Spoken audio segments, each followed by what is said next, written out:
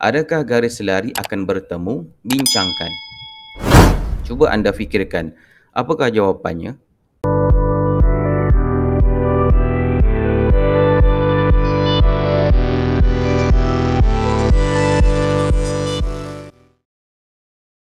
Assalamualaikum warahmatullahi taala wabarakatuh dan selamat kembali ke channel Cikgu Muhammad Afiq. Hari ini Cikgu ingin berkongsi kepada anda semua tentang tajuk yang seterusnya, iaitu tajuk ruang.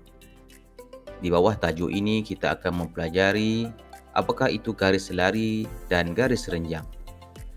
Murid-murid boleh rujuk buku teks muka surat 201 dan tanpa membuang masa, mari kita pelajari apakah itu garis selari dan garis renjang. Ini merupakan gambar rajah dua orang guru yang sedang mewarna petak ketinting. Anda pernah bermain permainan ketinting? Jadi, mari kita lihat apakah dialog cikgu ini. Cikgu pertama berkata, lihat petak ketinting ini. Jarak tegak antara dua garis yang dilukis sentiasa sama dan tidak bersilang. Ini bermaksud garis pertama, kedua, 3, 4 dan 5 sentiasa sama dan tidak bersilang. Mari kita lihat apakah dialog guru seterusnya. Oh, dia berkata, inilah garis selari. Okey. Anda akan mempelajari ini adalah garis selari. Di sebelah kanan merupakan beberapa garisan selari. Kenapa kita perlu melukis garisan selari ini? Kerana untuk membina petak ketinting, kita memerlukan luas yang sama. Mari kita lihat beberapa contoh garisan selari. Ini merupakan rel kereta api. Rel ini dibina dalam keadaan sama jaraknya.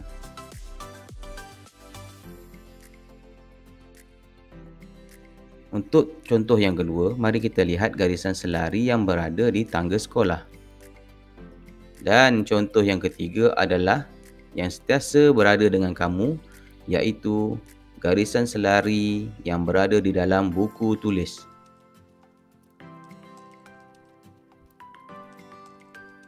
Apakah perbualan di antara dua orang murid ini?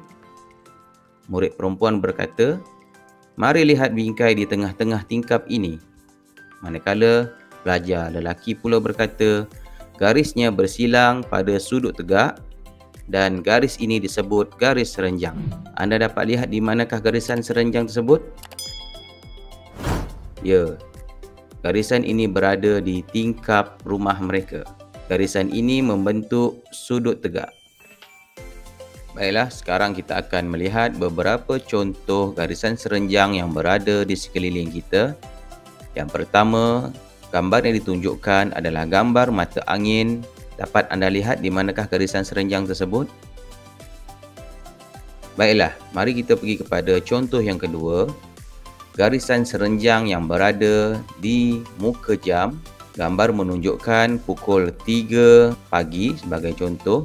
Dan jarum panjang dan jarum pendek telah membentuk sudut tegak. Jadi ini merupakan garisan serenjang. Manakala untuk contoh yang ketiga adalah bingkai gambar, di mana bingkai tersebut dipasang dalam keadaan bersudut tegak dan ini merupakan garisan serenjang. Baiklah, kita telah pun sampai di bahagian uji mindaku. Mari kita jawab soalan-soalan mudah yang telah saya sediakan. Yang pertama, terdapat 4 jenis garisan dan soalannya yang manakah garis selari dan yang manakah garis serenjang pula. Mari kita lihat satu persatu. Gambar yang ditandakan dengan huruf P, adakah ini merupakan garis selari ataupun garis serenjang? Ya, ini merupakan garis serenjang. Tahniah diucapkan. Manakala untuk soalan yang kedua, iaitu yang ditandakan dengan huruf Q, adakah ini merupakan garisan selari ataupun garisan serenjang? Tidak, ini bukan merupakan garisan selari kerana kedua-dua garisan ini tidak mempunyai jarak yang sama. Manakala Kedua-dua garisan ini pula tidak membentuk sudut tegak. Jadi ini bukan merupakan garis selari ataupun garis renjang. Mari kita lihat kepada soalan yang ketiga, iaitu yang ditandakan dengan huruf R. Adakah ini merupakan garisan yang ditanya? Ya, tidak. Ini bukan garisan yang diminta. Manakala soalan yang terakhir adalah garisan yang ditandakan dengan huruf S. Adakah ini garis selari ataupun garis renjang? Ya, ini adalah garisan selari kerana kedua-duanya mempunyai jarak yang sama besar.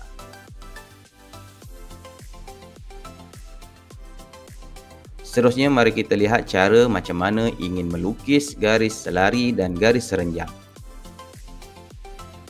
Kita lihat cara yang pertama. Mari lukis garis selari. Kita gunakan buku tulis, pensel dan pembaris. Cuba lihat di dalam gambar. Seorang murid sedang memegang pensel dan sebatang pembaris. Letak pembaris dan lukis garis lurus di kedua-dua tepi pembaris. Lihat betul-betul garisan pertama dan garisan yang kedua. Dan setelah garisan ini dibuat, kita akan dapat hasilnya seperti gambar yang berada di sebelah kanan, iaitu garis selari yang terhasil. Tahniah diucapkan. Dan seterusnya, terdapat satu soalan, adakah garis selari akan bertemu? Bincangkan. Cuba anda fikirkan, apakah jawapannya? Sebenarnya, garis selari tidak akan bertemu kerana jarak di antara dua garis ini akan sentiasa sama dan tidak akan bertemu, dan kebarangkaliannya adalah mustahil. Seterusnya kita akan melihat kepada cara untuk melukis garisan serenjang. Jadi langkah pertamanya adalah dengan menggunakan peralatan yang sama, bina satu garisan melintang di tepi pembaris seperti yang ditunjukkan di dalam gambar. Kemudian yang kedua, letak pembaris kedua seperti gambar, lukis satu garisan menegak. Untuk menghasilkan garisan serenjang, anda memerlukan dua batang pembaris. Pastikan pembaris tersebut elok dan masih boleh digunakan. Dan hasilnya kita akan lihat adalah sebuah garisan serenjang yang menghasilkan sudut tegak. Pastikan anda melukis simbol sudut tegak seperti yang ditunjukkan di dalam rajah.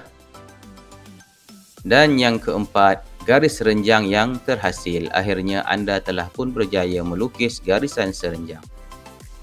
Baiklah, sampai di sini saja perkongsian saya. Jangan lupa subscribe, share dan like channel Cikgu Muhammad Afiq. Kita jumpa lagi di lain masa. Selamat maju jaya.